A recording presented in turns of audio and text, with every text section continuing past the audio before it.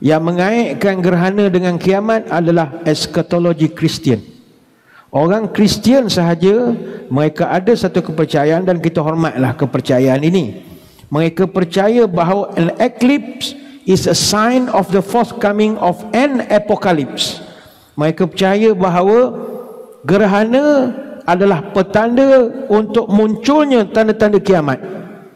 Kalau kita rujuk dalam kitab Bible, dalam surah Joel chapter 2 verse 31, the sun will turn to darkness and the moon to blood before the great and dreadful day of the Lord comes.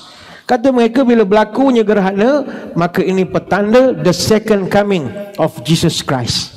Mereka percaya antara tanda kiamat adalah kedatangan semula Nabi Isa, dan Nabi Isa itu hanya akan datang selepas berlakunya gerhana. Jadi bagi kita tak ada kena-mengena gerhana ini dengan kiamat ke apa, tak. Imam Mahdi jauh sekali lah, tak ada belum.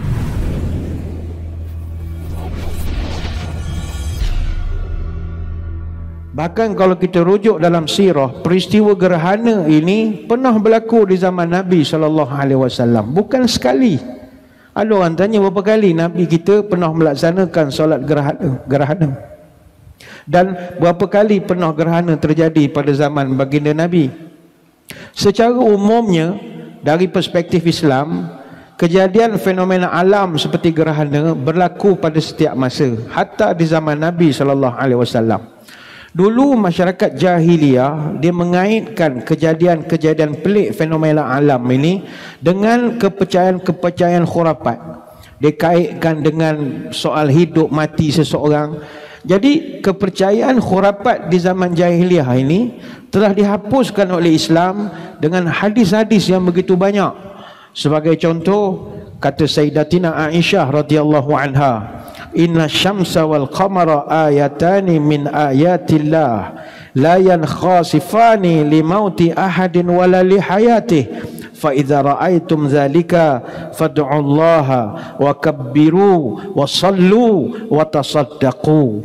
Kata Aisyah, Nabi pernah sebut sesungguhnya matahari dan bulan itu adalah dua tanda kekuasaan Allah. Kedua-duanya itu tidak mengalami gerhana disebabkan kematian seseorang dan juga tidak kerana kelahiran seseorang. Oleh itu, jika kamu menemui gerhana itu, hendaklah kamu berdoa kepada Allah. Fad'ullah wa kabbiru, besarkan Allah, takbirlah kepada Allah. Wa sallu, kamu semayanglah. Wa tasaddaqu, dan bersedekahlah, kata Nabi. Hadis riwayat Bukhari dan Muslim.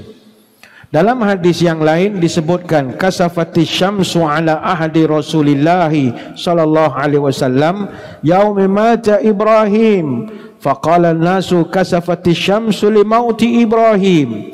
Pernah di masa zaman Nabi dulu terjadi gerhana matahari ketika sama dengan hari kematian anak anda Nabi yang namanya Ibrahim. Jadi orang ramai ketika itu pun bercakap-cakap. Ada yang mengatakan bahawa muncul gerhana inilah jadi penyebab kepada meninggalnya anak Nabi kita nama Ibrahim. Bila cerita ni sampai ke telinga Nabi, maka kata Nabi, inna syamsa wal qamar la yankasifani li mauti ahadin wala li hayatih fa idza ra'aitum fasallu wad'ullah. Kata Nabi, tak, gerhana matahari, gerhana bulan tidak berlaku disebabkan kematian seseorang atau kelahiran seseorang. Kalau kamu melihat gerhana, semayanglah dan berdoalah, kata Nabi. Hadis riwayat Bukhari. Maka hadirin hadirat sekalian, selama Nabi SAW hidup, berdasarkan kajian yang dibuat, setidak-tidaknya berlaku 8 kali gerhana di zaman Nabi dengan macam-macam jenis gerhana yang berbeza-beza. Kalau diperincikan, kata setengah pengkaji, 3 kali gerhana matahari, 5 kali gerhana bulan. Jadi total 8 kali gerhana. Tetapi kalau merujuk kepada riwayat-riwayat, kita hanya temui bahawa Nabi SAW melakukan solat gerhana matahari sekali dan solat gerhana bulan sekali saja, berdasarkan sirah. Bilakah berlaku gerhana di zaman Nabi? Pertama, gerhana bulan. yang berlaku ini ahli falak dah tolong kirakan. Gerhana bulan zaman Nabi berlaku pada 20 November tahun 625 Masihi. Inilah awal mula solat gerhana pada zaman Nabi.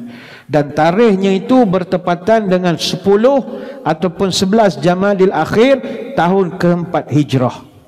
Kata Aisyah radhiyallahu anha, jahara Nabi sallallahu alaihi wasallam fi salatil khusufi bi qiraatihi. Rasulullah telah menjaharkan suaranya, maknanya baca kuat dalam salat khusuf. Maknanya khusuf ni gerhana bulan, kusuf gerhana matahari. Ini hadis Bukhari dan Muslim.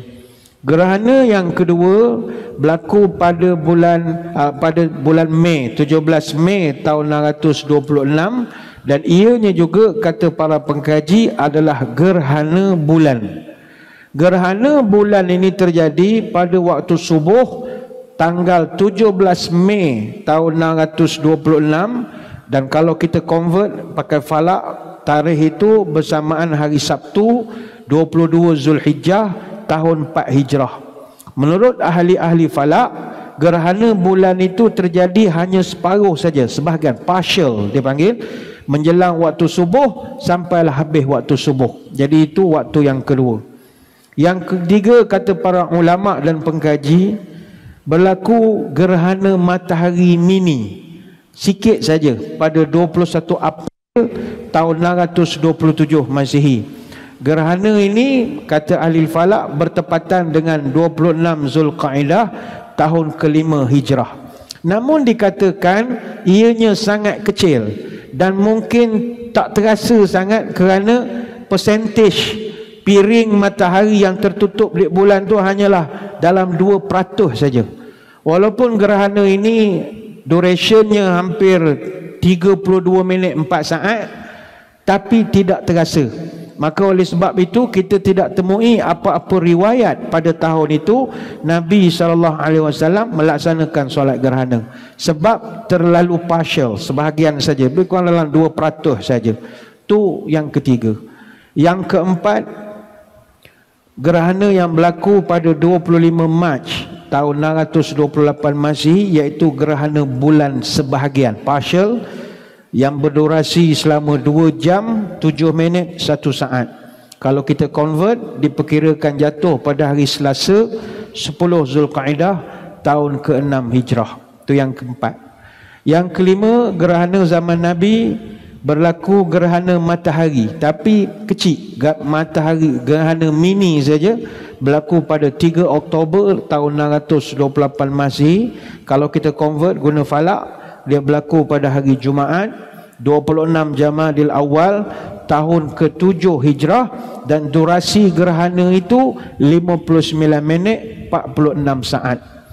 Dan kita dah lihat kajian-kajian, tidak juga kita dapati ada riwayat bahawa Nabi menjalankan solat gerhana pada ketika itu. Dikaji kenapa tak buat? Sebab gerhana itu tak dapat dilihat dengan mata kasar. Sebab piringan matahari yang tertutup hanya 12% saja.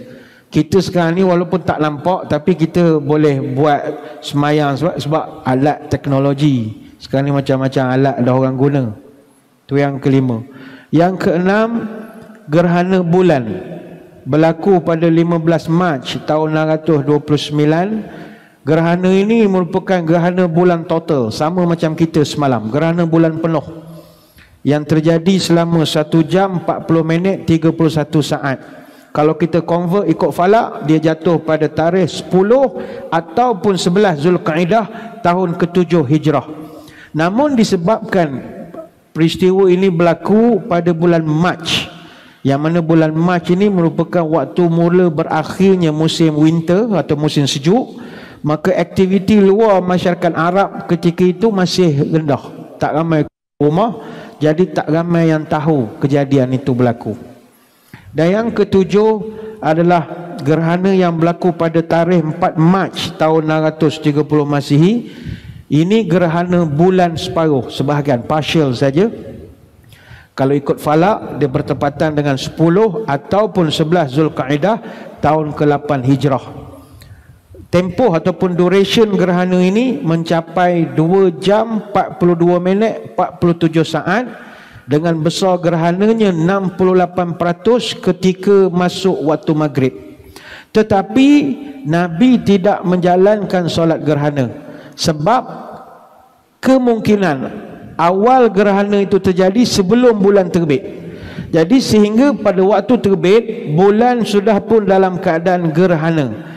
Lalu 23 minit selepas matahari terbenam waktu maghrib, gerhana sudah berakhir. Jadi gerhana ini mungkin juga, kata ahli falak, tidak disedari oleh masyarakat Madinah ketika itu berdasarkan pandangan mata. Dan yang ke-8, gerhana yang terjadi di zaman Nabi adalah gerhana matahari pada 27 Januari tahun 632.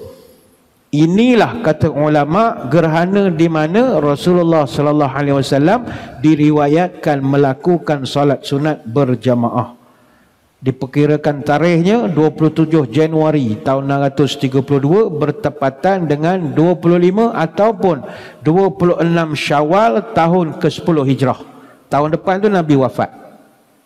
Ketika itu menurut kajian falak, jalur gerhana matahari telah melewati jumlah besar negara-negara sebelah sana, sebelah Afrika, Afrika Utara, Arab Selatan, sebelah India sampai ke Asia Tengah. Jadi inilah 8 kali pernah berlaku gerhana matahari di zaman Nabi.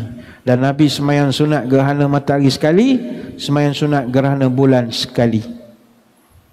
Apa pelajaran yang Nabi nak bagi kepada kita daripada fenomena gerhana ini? Pelajaran untuk kita, tuan-tuan, alam ini dia taat sangat ikut perintah Allah. Matahari, bulan taat betul. Tak pernah seletik pun mereka cuba nak engkau Allah. Allah suruh dia putar je. Tak ada pernah minta rehat ke tak. Dia bergerak. Maka malulah kita. Bulan matahari lebih besar daripada manusia, tapi mereka taat kepada Allah. Tetapi manusia, perintah Allah satu, dia tak embuh nak buat. Sebab itu gerhana matahari, pelajaran pertama, dia adalah bukti bahawa sesuatu yang berlaku itu semuanya di bawah kekuasaan Allah.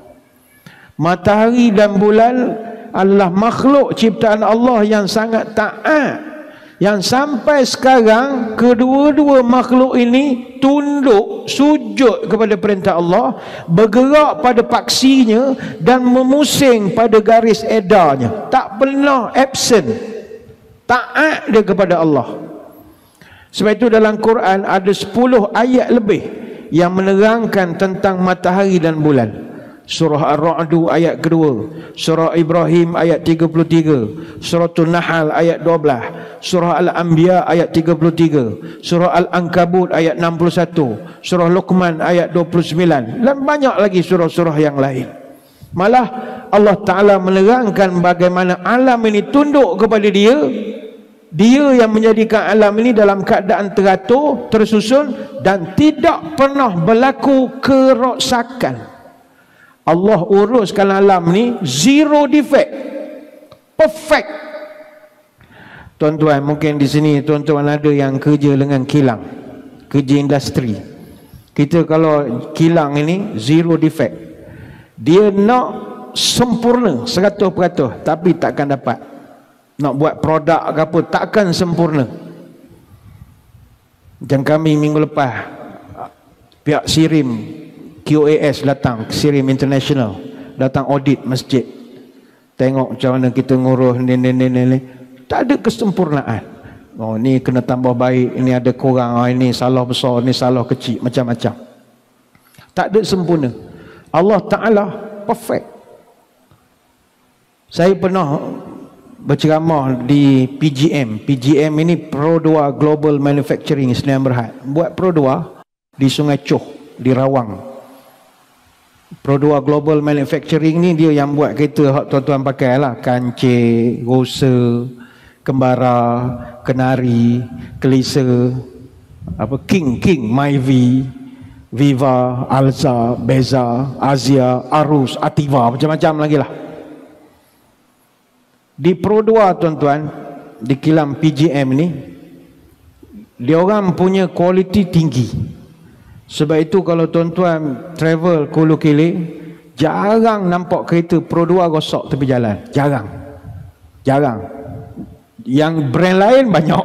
Brand lain adalah tersadai tepi jalan, kena tolak, kena tow truck, macam-macam. Pro 2 tak ada. Kalau dia tersadai pun sebab dia belanggar. Rosak jarang. Sebab di Pro 2 PGM mereka dapat nilai purata DPU, defect per unit, untuk PGM 0.1. Maknanya satu kecacatan untuk setiap 10 kenderaan yang dia siap pasang. Kualiti dia tinggi. 10 kereta, satu je ada kecacatan. Saya tanya, hebat betul PGM ini. What's next? Lepas ni nak apa lagi indikator? Dia kata kami nak lawan kilang di Jepun. Kenapa? Kilang-kilang Toyota di Jepun, diorang 0.01 DPU. Maknanya defect per unit dia satu kecacatan dalam 100 unit kenderaan. Jepun yang begitu disiplin dan sebagainya lagi, macam mana teliti pun akan ada defect juga. Adalah satu kecacatan. Tapi daripada 100 buah yang dia buat, Pro 2 10 kenderaan satu, okey lah. Okey. Takut kilang hak kita ni kan 10 kereta 6 tak betul. Nah, itu memang teruk betul lah. Manusia macam mana perfect, pasti ada kesilapan. Tapi Allah Ta'ala, tengok macam mana Allah buatkan aturan kedudukan matahari dan juga peredaran bulan, yang natijahnya pertukaran malam dan siang dalam keadaan sistematik dan sangat teratur. Wasyamsu tajri li mustaqarril laha dzalika taqdirul azizil alim wal qamara qaddarnahu manazila hatta a'lakal urjunil qadim la syamsu yanbaghi laha an tudrikal qamar walal lailu sabiqun nahar wa kullun fi falakin yasbahun. Dan sebahagian daripada kekuasaanku adalah matahari. Ia kelihatan beredar ke tempat yang ditetapkan baginya, dan ia adalah urusan Allah yang maha kuasa lagi maha mengetahui. Dan bulan kami uruskan dia beredar melalui beberapa peringkat, sehingga di akhir peredarannya kelihatan kembalilah pula pada tempat awalnya berbentuk melengkung seperti tandan yang kering. Dengan takdir urusan yang demikian, matahari tidak mudah baginya mengejar bulan, dan malam pula tidak dapat mendahului siang, kerana tiap-tiap satunya beredar terapung-apung di tempat edarannya masing-masing. Ini surah Yasin ayat 38 sampai 40. Tapi dalam teratur itu sekali dia buatkan gerhana, sebagai nak menunjukkan bahawa benda ini bukannya sistem secara automatik, aku yang menentukan. Pup, dia jadi gerhana. Jadi itu yang pertama, kuasa Allah. Yang kedua, gerhana ini dia tak ada kena-mengena dengan kiamat. Dia tak ada kena-mengena dengan Imam Mahdi, tak ada kena-mengena. Tuan-tuan yang datang mengaji di masjid negeri, kita dah ajar tanda besar kiamat dan sebagainya. Tak mana kiamat itu kena mengena dengan gerhana? Ada dengar ataupun tidak? Kita tidak huraikan. Adalah netizen yang rajin-rajin menulis dalam Facebook dan sebagainya menggunakan hadis-hadis untuk mengaitkan gerhana dengan kiamat. Contohnya mereka guna hadis tu sahih tapi pemahamannya salah. Contoh dia gunakan hadis Huzaifah bin Asid radhiyallahu anhu. Nabi sebut inna sa'ata lan taquma hatta taraw 10 ayatin. Fadzakara minha wa salasatu khusufin, khasfun bil masyriq wa khasfun bil maghrib wa khasfun bi jaziratil arab. Mereka gunakan hadis ini. Ini hadis betul, hadis sahih Muslim dalam kitab Al-Fitan wa Asyratus Sa'ah. Dalam hadis itu Nabi sebut sesungguhnya kiamat tak akan berlaku sehingga kamu melihat 10 tanda. Dan antaranya 3 gerhana. Dia terjemahkan khusuf tu gerhana. iaitu gerhana di timur, gerhana di sebelah gerhana sebelah timur, gerhana sebelah barat, dan gerhana di Jazirah Arab. Kita nak menerangkan, dalam hadis itu Nabi sebut al-khasaf. Khasaf ini dalam Tartibul Qamus Al-Muhit, khasaf ni maknanya penenggelaman, tenggelam. Dia bukannya gerhana. Khusuf lain, tenggelam lain. Dalam Quran surah Al-Qasas ayat 81 Allah Ta'ala sebut, fa khasafna bihi wa bidarihil ard, maka aku benamkan Qarun dengan rumah-rumahnya ke dalam bumi. Surah Al-Qasas ayat 81. Sebab itu kalimat khasaf itu bukan makna gerhana. Khasaf ini penenggelaman. Kalau kita tengok dalam Quran, 7 surah Al-Quran ada 8 kali Allah Ta'ala ulang perkataan khasaf. Dalam surah Al-Qasas ayat 81, surah Al-Ankabut ayat 40, surah An-Nahl ayat 35, surah Al-Isra ayat 68, surah Sabah ayat 9, surah Al-Qiyamah ayat 8, dan surah Al-Mulk ayat 16. Yang Nabi sebut itu adalah 3 penenggelaman di bumi, 3 gempa, bukannya gerhana. 3 penenggelaman di bumi. Dalam bahasa Arab, gempa bumi dikenali sebagai zalzala ataupun rojafah, maknanya digoncang. Ada dipanggil roja, digoyang. Ada dipanggil daka. Daka ni roboh. Jadi secara teologis normatifnya berdasarkan Al-Quran, 4 kalimat itu duduk dalam 7 ayat Quran yang membicarakan soal gempa bumi, bukannya soal gerhana. Ada 3 ayat dalam surah Al-A'raf, ada 1 ayat dalam Al-Ankabut ayat 37, ada 1 lagi dalam Waqiah ayat 4, 1 lagi dalam surah Al-Fajr ayat 21, dan 1 lagi dalam Al-Zalzalah ayat yang pertama. Hadis tadi dia guna kalimat al-khasfun, tak ada kena-mengena dengan gerhana, tapi itu penenggelaman. Iaitu bila dah nak kiamat, tanda besarnya adalah berlaku 3 gempa bumi besar. Maka kepada adik-adik kita yang semangat nak belajar agama tapi tak berapa faham, maka belajar dulu sebelum mengajar. Sebelum nak kongsi sesuatu, boleh semak dulu dengan orang alim ramai, apa makna khusuf, apa makna khasaf dan sebagainya lagi. Dan ingat, agama Islam tidak mengaitkan gerhana dengan kiamat. Yang mengaitkan gerhana dengan kiamat adalah eskatologi Kristian. Orang Kristian sahaja mereka ada satu kepercayaan, dan kita hormatlah kepercayaan ini. Mereka percaya bahawa an eclipse is a sign of the forthcoming of an apocalypse. Mereka percaya bahawa gerhana adalah petanda untuk munculnya tanda-tanda kiamat. Kalau kita rujuk dalam kitab Bible, dalam surah Joel chapter 2 verse 31, the sun will turn to darkness and the moon to blood before the great and dreadful day of the Lord comes. Kata mereka, bila berlakunya gerhana, maka ini petanda the second coming of Jesus Christ. Mereka percaya antara tanda kiamat adalah kedatangan semula Nabi Isa, dan Nabi Isa itu hanya akan datang selepas berlakunya gerhana.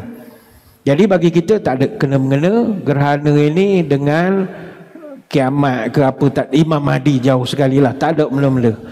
Apa yang kita kena buat? Pertama yang Nabi ajar, banyakkan zikir, istighfar, takbir, sedekah dan ibadah-ibadah yang lain. Kata Aisyah, Nabi pesan, inna syamsa wal qamar ayatani min ayatillah la yatakhasifani li mauti ahadin wala li hayatih fa idza ra'aitum dzalika fad'u Allah wa kabbiru wa sallu wa tasaddaqu. Matahari dan bulan adalah kekuasaan Allah. Gerhana tidak berlaku kerana kematian atau kelahiran seorang. Kalau kamu jumpa gerhana, fad'u Allah, doa kepada Allah. Kemudian wakabbiru, dan engkau bertakbirlah, wasallu, engkau sembahyanglah, watasaddaqu, bersedekahlah. Hadis riwayat Bukhari. Ini hak agama kita ajar. Yang kedua, bila berlaku gerhana, keluarlah mengerjakan solat gerhana secara berjemaah di masjid. Sekali lagi tahniah kepada yang dapat datang malam tadi menunaikan solat sunat gerhana di masjid. Dan kata Ibn Hajar, yang sesuai dengan ajaran Nabi adalah mengerjakan solat gerhana di masjid. Tapi kalau nak buat di rumah boleh ataupun tidak? Maka kata para ulama, solat gerhana secara jemaah itu bukanlah syarat. Kalau seorang berada di rumah, dia juga boleh melaksanakan gerhana di rumah. Berdasarkan dalil daripada Nabi pernah sebut, fa iza raaitum fasallu. Kalau kamu melihat gerhana, maka semayanglah. Hadis riwayat Imam Bukhari. Yang ketiga, orang perempuan boleh semayang gerhana bersama orang lelaki-lelaki. Maka tidak benar kalau ada orang mengatakan kalau semayang gerhana orang perempuan duduk rumah. Sudahlah, ini bukan semayang Jumaat. Semayang Jumaat pun ada orang perempuan. Jadi semayang sunat gerhana boleh. Kata Asma binti Abi Bakar radhiyallahu anha, ataitu Aisyata hina khasafati syams fa idzan nasu qiyamun yusallun wa idza hiya qa'imatun tusalli fa qultu ma lin nasi fa asharat bi yadiha ila as-sama wa qalat subhanallah fa qultu ayatun fa asharat ay na'am.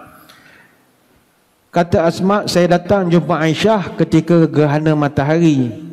Ketika itu manusia sedang menegakkan salat. Aisyah pun turut berdiri untuk salat. Saya pun bertanya, kenapa orang ramai ni? Aisyah tunjuk ke langit, dia mengatakan subhanallah. Saya pun tengok, oh gerhana. Aisyah pun beri isyarat, ya gerhana. Semayang. Hadis riwayat Imam Bukhari. Sebab itu Imam Bukhari dia bawakan hadis ini pada bab salatin nisa'i ma'ar rijali fil kusuf. Solatnya wanita bersama lelaki ketika terjadi gerhana matahari. Jadi tahun 2025 esok, hari Jumaat, kalau berlaku gerhana, tuan-tuan panjang umur, datanglah masjid. Bawa sekali isteri, anak-anak perempuan. Datang, meriahkan. Itu yang ketiga. Yang keempat, bagi seorang Bilal yang bertugas, hendaklah dia menyeru jemaah untuk semayang dengan menyebut as-salatu jami'ah. Tidak ada azan, tidak ada qamat. Malam tadi adalah dengar beberapa surah terbabas sikit. Dia terqamat. Allah Akbar, Allah Akbar. Benda tak boleh nak marah. Jarang-jarang berlaku. Dan benda ni pula tak ada rehearsal. Tak apalah. Lesson learn. Nanti akan datang. Jangan qamat, jangan azan. Cukuplah sebut as-salatu jami'ah. Sudah berpadanan. Yang kelima, hendaklah selepas solat gerhana diadakan khutbah. Sebagaimana kata Imam Asy-Syafi'i, Ishaq dan ramai para sahabat, kita boleh rujuk dalam Sahih Fiqh Sunnah berdasarkan hadis daripada Aisyah, khasafatis syamsu ala ahdi Rasulillah faqama fa shalla Rasulullah bin nasi fa atala al-qiyam. Gerhana pernah terjadi zaman Nabi. Nabi bangun jadi imam, Nabi panjangkan bacaan, summa raka'a fa atala ruku', kemudian Nabi ruku', Nabi panjangkan ruku', summa qama fa atala al-qiyam, dia berdiri, dia lamakan berdiri, wa huwa dunal qiyamil awal, namun lebih singkat dari berdiri yang sebelumnya.